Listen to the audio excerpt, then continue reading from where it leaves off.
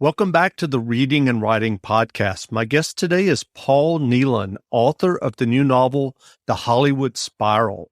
Paul, welcome to the Thanks very much, podcast. Jeff, for having me.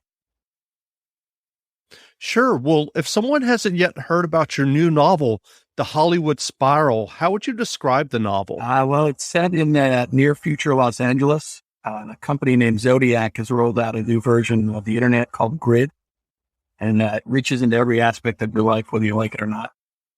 And an escort named Neilan swipes one of their next generation AIs and disappears in the city. And the guy named Harrigan gets hired to find her, but he's not the only one looking. There's gangsters, Zodiac mercenaries, there's a cult called First Church Multiverse, and there's also a comet in the way that might kill everybody. So it could go either way. Well, do you remember the original idea or impetus that led you to writing The Hollywood Spiral? Actually, I started with the jokes that ended up being, there's an open mic club in the book called Maxwell's, and I started just writing these weird jokes about Schrodinger's daughter, hospice confessions, and dying alone, and God yelling at everybody. I didn't know why or where they were going to go or what I was going to do with them, but I just started thinking about what kind of characters would say these kind of things. And I was living in Los Angeles at the time, and I didn't have a car, so I just did a lot of walking around, and some of that wandering made it into the story, and some of the places that I went to, and I guess the book just kind of grew up around that. And when you're writing a novel, are you someone who plots it? I mean, it sounds like from what you're describing that this is kind of a more organic process of kind of discovering the story and where it leads you. It is pretty organic for me. I try to do an outline. Maybe it's like 50-50 or 70-30 organic outline. I'll have an idea of where I want the story to start and end, and then maybe a couple of set pieces in between, certain scenes I know that are going to be there. But then how things progress, sometimes I just kind of try to figure out the characters and have them fight it out and see which way it's going to go, what kind of decisions they make. Sometimes it surprises me too. But what was your original writing journey that led you to writing and getting your first novel published? I had always written in journals. I started out just writing in journals, kind of free writing.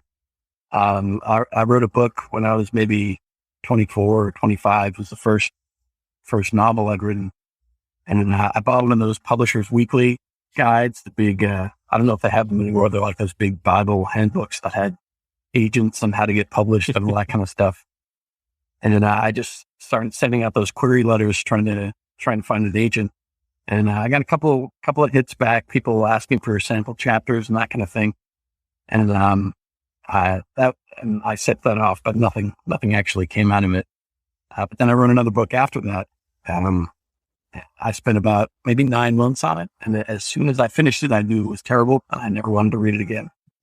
And then I started writing a third book, which ended up being Apathy and Other Small Victories. But there was a lot of trial and error in between before something finally hit. And what do you think you learned in that process of writing, as you said, a novel for 9 months that you knew was terrible as soon as you finished it? Not so much worse we say like that, but it's true. Yeah, I'm sorry. No, it's it's exactly what for what it's worth. I've been there. I think I might be there now too. You never know. Like, it's kind of more once. Yeah.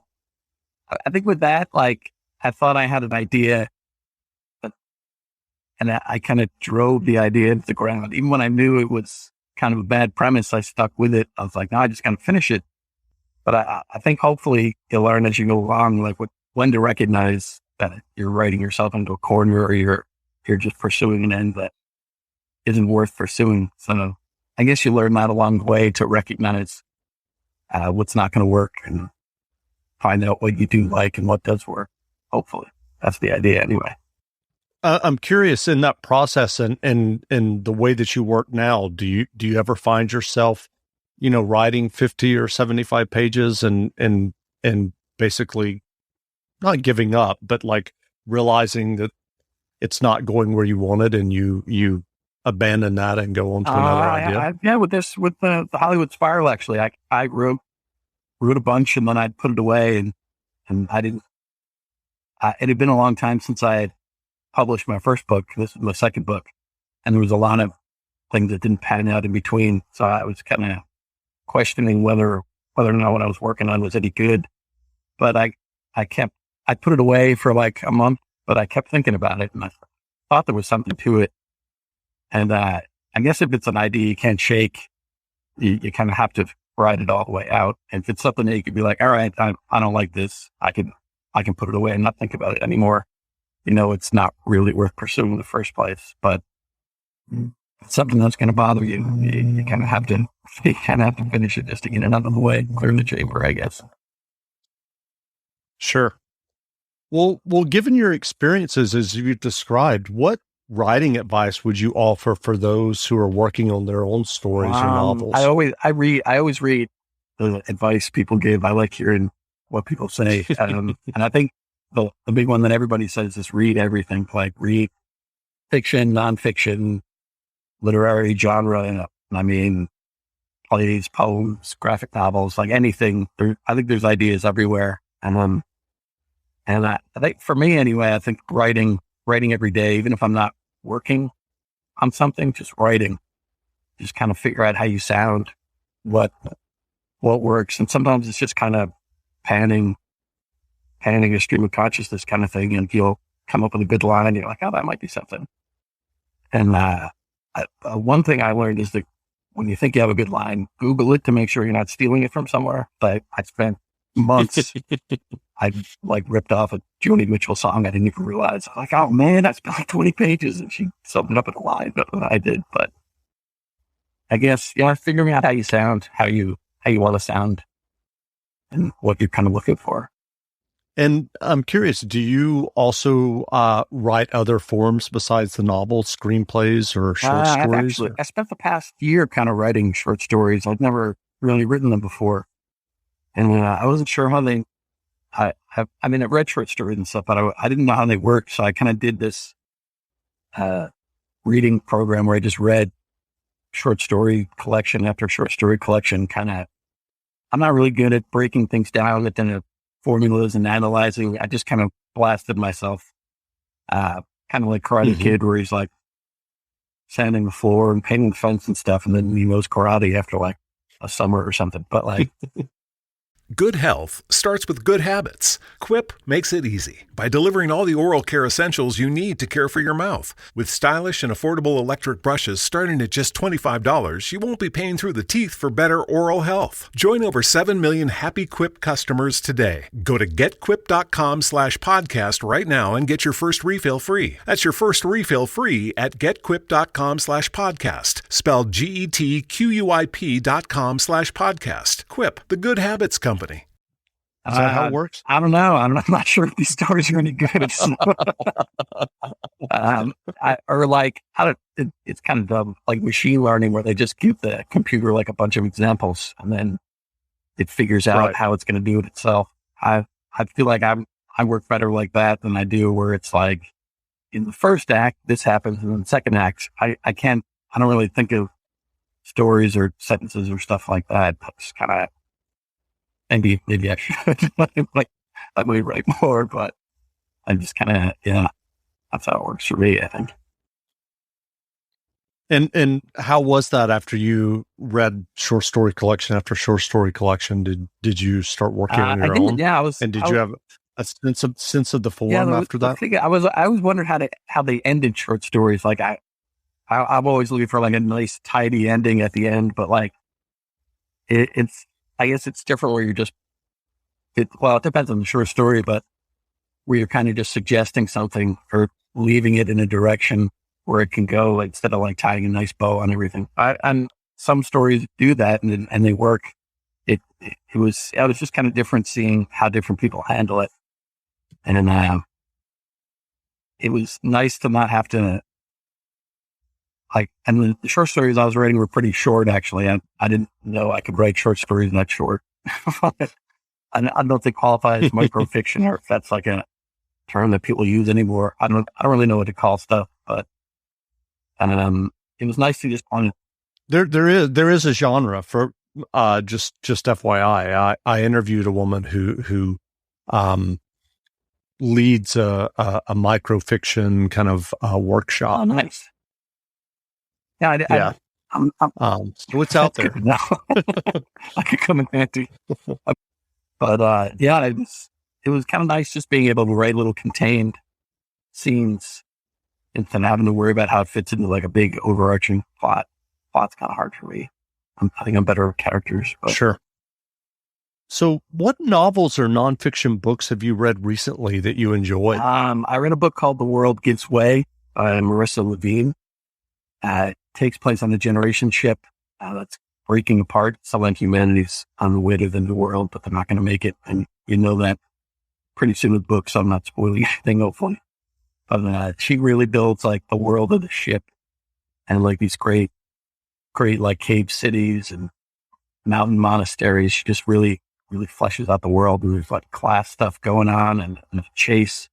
It was just really well done. It was a great story. And Show Them a Good Time by Nicole Flattery was a book of short stories. And it was really funny. Like her characters were just really weird, like not kind of quirky intentionally, but just weird people that were doing really funny stuff. And I just really like the way she writes. Those two books are probably the best I've read this year, I think. That's great. Well, where can people find you online if they want to learn more about you and your novels? I've got a website at paulneilan.com where I just kind of post random stuff, just little short things that I've written. I'm on Facebook. I kind of accept every friend request I get without any discrimination. So it's probably like 80% bots at this point, but I guess robots need friends too. But yeah, I'm out there if you just Google me, I guess. That's great. Well, again, we've been speaking with Paul Neilan, author of the new novel, The Hollywood Spiral. The book is on sale now, so go buy a copy. And Paul, thanks for doing this interview. Yeah, thanks so much for having me, Jeff. This is great. Yeah, absolutely. Now, stay tuned for a brief excerpt from the audiobook of The Hollywood Spiral by Paul Neilan, read by PJ Auckland. Available from Hachette Audio, wherever audiobooks are sold. You want to hear a joke? I was sitting in an uncomfortable chair. The guy behind the desk had slicked back hair and a mole under his left eye that was distracting me. It looked like a fly had landed on his face, made a home for itself, burrowed into his skin. I couldn't help staring, waiting for it to twitch. My own cheek started to itch. "Boss asked you a question," the big guy behind me said, and flicked my ear hard with his finger. "I'll take a joke," I said. The guy behind the desk leaned forward on his elbows and showed me his teeth. "So this friend of mine's been going through a really rough time," he said. "Wife just left him, took the kids. My buddy's a wreck over it. He says to me the other night, he says, 'Charlie, I don't know anymore. I don't know what to do. I just don't want to die alone.' So I shot him in the face. 10 times, emptied the clip. And I said to him, I said, 'Does that make it any better, having somebody beside you when you go? Because it's kind of awkward for that other person. There's a big mess to clean up. I got no more bullets left. Just seems kind of selfish on your part, you know?' He didn't say anything, but I think he knew I was right." The big guy behind me let out a giggle he'd been holding in, higher pitched than I was expecting, like he'd been tickled with a feather and couldn't take it anymore. "That's not bad," I said. "What's the matter with you?" the big guy said, flicking my ear again. "You laugh when something's funny, dickhead." "That's all right, Santos." The guy behind the desk sat back in his chair. He was in a sharp suit, a watch chain hanging from his vest. There was a dark screen on the wall behind him. "I do an open mic down at Maxwell's. People there don't really get my sense of humor either." He picked a speck of dust from his desk, blew it off his finger. "See, to me, shooting somebody in the face is hilarious," he said. And you've got to be true to yourself on stage. You write what you know, I said. Exactly, he said, leaning forward. My point exactly. You want a cigar? I wouldn't mind, I said. That's nice, he said, opening the box of Cubans on his desk. It's good to want things. He took one out, smelled it, took his time lighting it for himself. I sat there as he puffed away. Do you know who I am? He said. It was a little man's question. Doesn't matter who's asking or what the answer is. You're Charlie Horse, I said. Santos smacked me so hard my flicked ear rang, nearly knocking me out of the chair. That's Mr. Horscheri to you, Santos said. I looked at him over my shoulder. He gave me a gap-toothed grin. That's all right, Santos. We're all friends here, Charlie Horse said, working his cigar, rolling it in his fingers. Ain't that right? He looked at me through the last puff of smoke. I didn't say anything.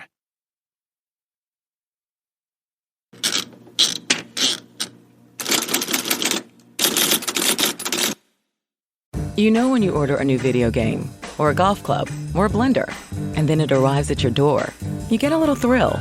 Imagine how much more thrilling it is when you order a new car. With Nissan at home, you can shop for the perfect ride and order it without ever having to go anywhere. Sure beats a golf club or a blender. Buy a new car entirely online with Nissan at home. Delivered direct from dealer to driveway. Thrill starts here. Services may vary at participating dealers, subject to applicable law. See dealer for details. You should be saving for the future, but savings accounts suck, and investing can be scary. We combine the ease of savings with the real returns of investing. We call it Save Vesting, and it's only available in our new app, Stairs. Stairs offers 4 to 6% returns, no fees, and you can withdraw anytime. Do your future a favor. Visit stairsapp.com today.